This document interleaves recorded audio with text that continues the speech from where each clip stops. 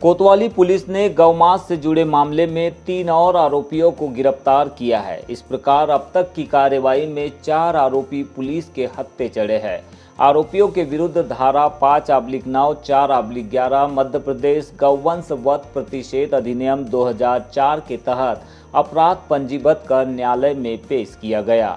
आपको बता दें कि 3 अक्टूबर को थाना कोतवाली को सूचना प्राप्त हुई थी कि सरेखा रेलवे फ्लाईओवर ब्रिज के पास एक व्यक्ति सफेद रंग की एक्टिवा में गौ मांस लिए खड़ा है, जिस पर पुलिस ने संदेही व्यक्ति को हिरासत में लेकर पूछताछ की। इस दौरान आरोपी सलमान शेख के पास से 20 किलोग्राम गौ मांस बरामद किया गया था।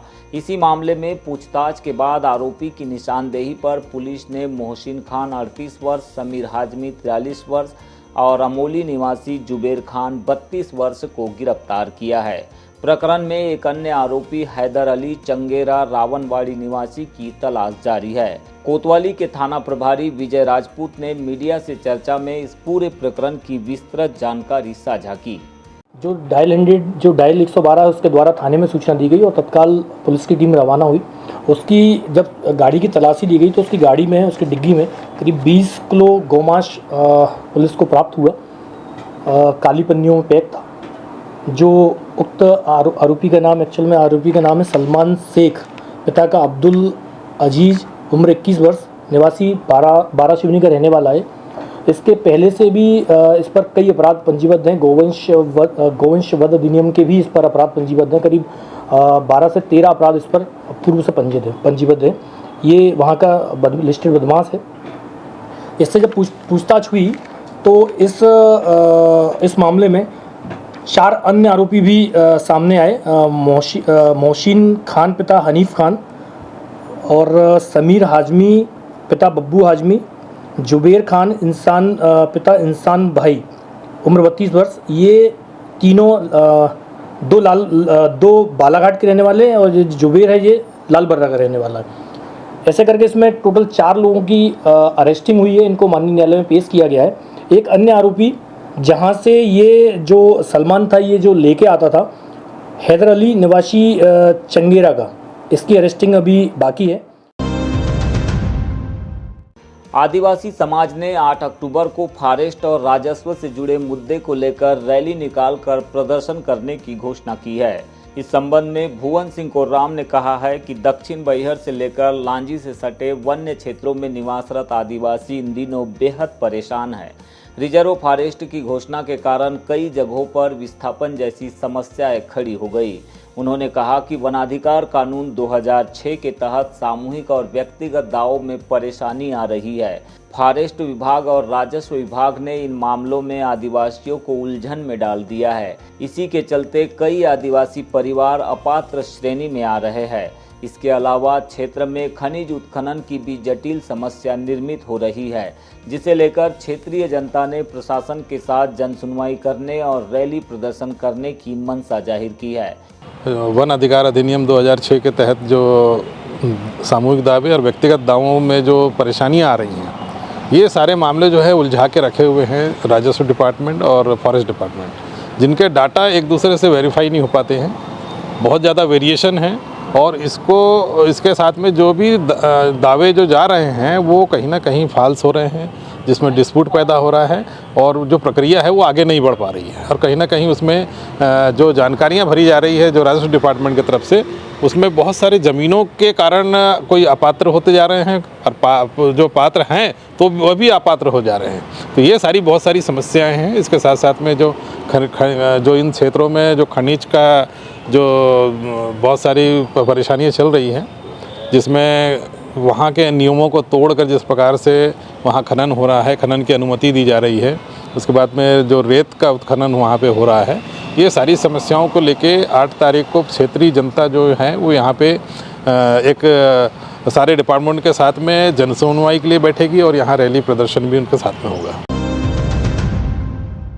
बालाघाट के उत्कृष्ट खेल मैदान में आयोजित 2 दिवसीय पारंपरिक गरबा और डांडिया महोत्सव का आज समारोह पूर्वक समापन हुआ।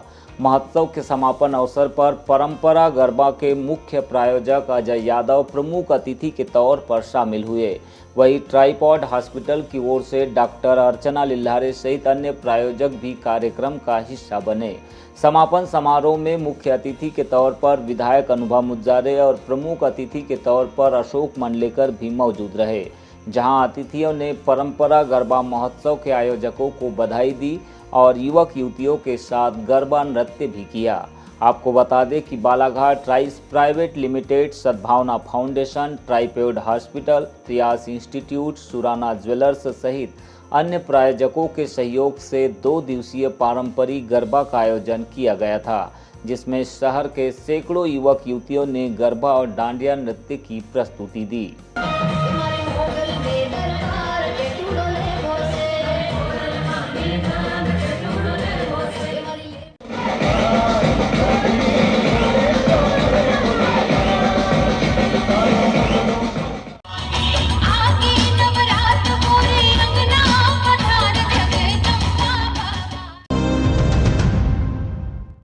संगठन सृजन अभियान के तहत जिला कांग्रेस कमेटी बालाघाट के द्वारा सभी विधानसभा क्षेत्र में मंडल, सेक्टर और बूथ पदाधिकारियों की बैठक लेकर उन्हें कांग्रेस की रीति और नीति से अवगत कराया जा रहा है।